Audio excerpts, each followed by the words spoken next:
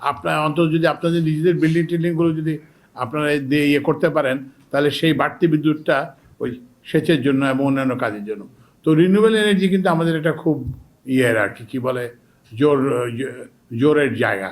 এবং আমরা কিন্তু এই আগামী সপ্তাহে হয়তো 30-40টা রিনিউয়েবল এনার্জি প্রজেক্ট এর জন্য টেন্ডার আহ্বান করব।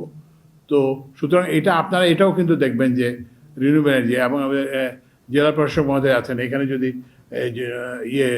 নবায়নযোগ্য যে শক্তি খাস জমি পড়ে আছে, অন্য কোনো ব্যবহার নাই, তো সেসব জায়গায় যদি আমরা রিনিউয়েবল এনার্জি করতে পারি, তাহলে কিন্তু আমাদের এই বিদ্যুতের এই যে জ্বালানির যে সৃষ্ট যে সমস্যা সেটা থেকে, কারণ হচ্ছে কি আপনার সূর্যের আলো তো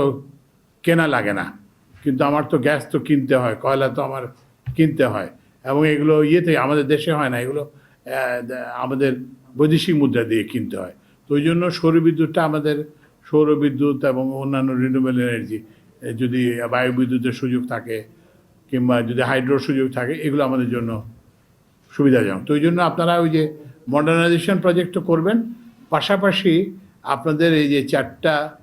পল্লী বিদ্যুৎ সমিতিতে আমি চাইবো যে অন্তত 450-200 মেগাওয়াটের একটা, তাহলে দেখবেন যে আপনি আর কারো উপরে নির্ভর করতে হবে না আর কি।